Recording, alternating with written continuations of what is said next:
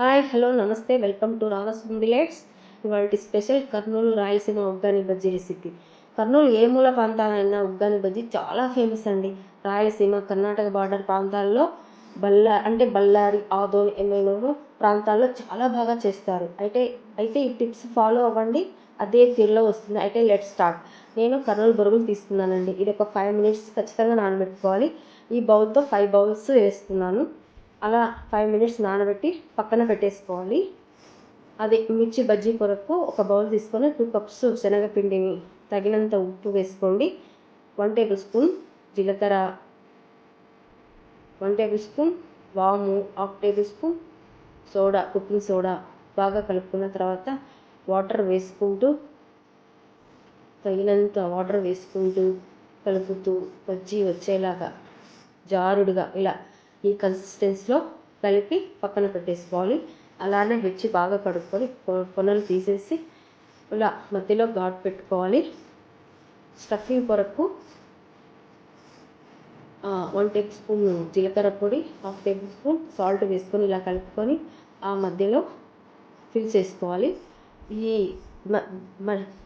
మిర్చి తింటున్నప్పుడు, ఈ బజ్జీ తింటున్నప్పుడు మంచి ఫ్లేవర్ వస్తుంది, చాలా టేస్టీగా ఉంటుంది. తర్వాత మూకుడు పెట్టుకొని ఉగ్గాని తాలింపు కొరకు ఆయిల్ వేసుకుని ఆయిల్ వేడెక్కిన తర్వాత 3 మీడియం సైజు ఉల్లిపాయ ముక్కలు వేసుకొని కొంచెం కరివేపాకు వేసుకొని కాసేపు వేగనివ్వాలి. తర్వాత అందులోకి 10-12 పచ్చిమిర్చి, తగినంత ఉప్పు వేసుకొని కచ్చాపచ్చాగా గ్రైండ్ వేసుకున్న పేస్ట్ని అందులోకి వేసి కొంచెం పసుపు వేసి బాగా కలుపుకొని కాసేపు మగ్గనిచ్చిన తర్వాత 2 మీడియం సైజు టమాటోని ముక్కలుగా కట్ చేసుకొని అందులోకి వేసుకోవాలి. కాసేపు కలుపుకున్న తర్వాత ఒక నిమ్మకాయ సైజు అంత చింతపండు జ్యూస్ వేసుకోవాలి. ఎందుకంటే టమాటో పులుపు, చింతపండు పులుపు, అలానే తర్వాత నిమ్మకాయ వేస్తాం, ఆ పులుపు ఉగ్గానికి చాలా రుచినిస్తుంది. తర్వాత నానబెట్టుకున్న బొరుగుల్ని అందులోకి వేసుకున్న తర్వాత 2 tablespoon పప్పుల పొడి, తర్వాత లెమన్ స్క్వీజ్ చేసుకోవాలి. ఇలా 1 నిమిషం హై ఫ్లేమ్లో పెట్టి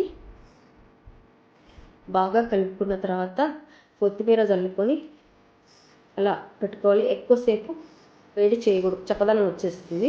అలా పక్కన పెట్టేసుకున్న తర్వాత మిర్చి బజ్జీ కొరకు మూకుడు పెట్టుకొని అందులో ఆయిల్ వేసి ఆయిల్ వేడెక్కిన తర్వాత మీడియం ఫ్లేమ్లో పెట్టుకొని ఇలా మిర్చిని ఆ పిండిలో ముంచుతూ ఇలా వేసుకోవాలి. బజ్జీ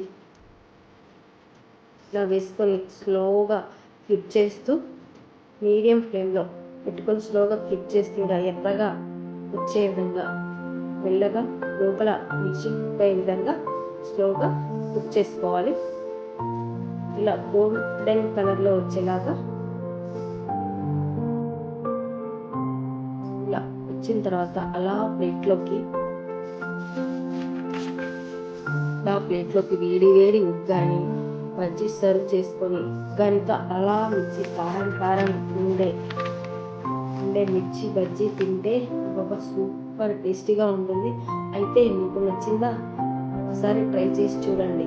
అలానే ఒక లైక్ కొట్టండి, సబ్స్క్రైబ్ చేసుకోండి మరిన్ని వీడియోస్ కోసం.